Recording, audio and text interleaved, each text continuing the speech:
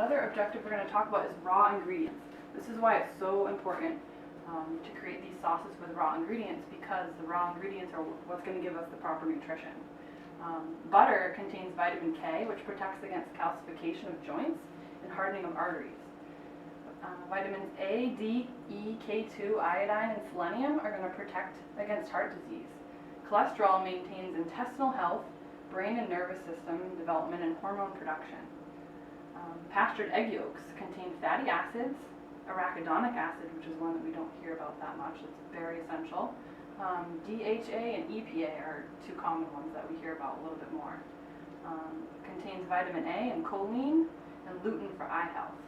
Pastured egg yolks are something that are just really important. You want to make sure that you're getting your egg yolks from a farm or from people that are having their chickens on pasture. These are where all the vital nutrients are going to come from. If you're buying your eggs at the grocery store, they're probably feeding the chickens things like soy feed and a lot of chemicals, and the egg yolks are just not going to be as nourishing as if you were to find them from a farm. So I would, do your best at trying to find yolks that are really quality. Another key ingredient is unrefined olive oil. Unrefined olive oil is cold pressed, so that it uses pressure, not heat, to create the olive oil. And this creates high flavor and nutrient content. One of the things that's really tricky when you go to the grocery store is trying to find a good quality olive oil. Most of the olive oils you see, in the oil section, a lot of them are cheap. Maybe it's like $10 for like a huge bottle, and you kind of want to stay away from those ones because most likely it's not real olive oil. It's really tricky to figure out the labeling because they word it in a way that makes it seem like it's wonderful olive oil from Italy, but it's really not. I have a list for you later for some good brands that I recommend. So this is a tricky one to find because we want to make sure that it's really cold pressed and not just, the label saying that it's healthy when it's not. Creme fraiche is another raw ingredient that we're going to be working with. It's like a sour cream or cultured dairy product. It contains beneficial bacteria. The lactose and casein are broken down, so it's easy to digest.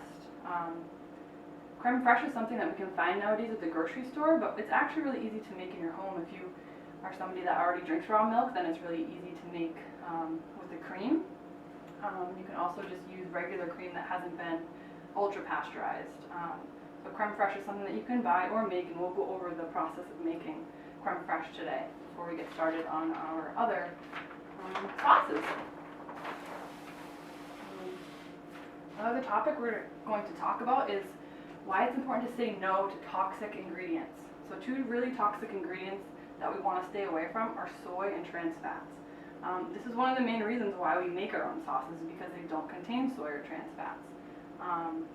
The ingredients that we're going to be using are really nourishing, and these are probably two of the most toxic ingredients you can find at the grocery store. And the sad part is they're in everything. If you're buying any kind of processed foods, if you're consuming vegetable oil or canola or partially hydrogenated oil, that's what's in this stuff, and it's really bad news. Soy is rancid. It contains anti-nutrients like phytic acid. It contains enzyme inhibitors. It's a goitrogen, so it depresses your thyroid. So if anybody here has thyroid issues, you really want to stay away from soy. And not only does it suppress the thyroid, but babies who are consuming soy are getting the equivalent of 5 birth control pills a day worth of estrogen. So this is really bad news. These babies should not be consuming soy formula or anything related to soy. It's just something that should not be in our diets. It disrupts endocrine function, which causes infertility and promotes breast cancer. It contains aluminum, and it causes low cognitive function. So soy is really something that was never really meant to be consumed for humans. I know a lot of people ask me, well, why did Asian cultures, eat a lot of soy? And the truth is they really don't eat a ton of soy. What they do eat is, some forms of fermented soy, which is in a totally different category. They consume a little bit of tofu, and they also consume miso, which is fermented. So the reason that they ferment it is it gets rid of a lot of the anti-nutrients and phytic acid, but it doesn't destroy it all. So a lot of cultures, like in Japan, they consume a little bit of soy, but they don't make it as a daily staple in their lives. It's not like in America where we put it in, bars and we make oils out of it, and it's grown so much here that we just try and get rid of it. So they put it in everything.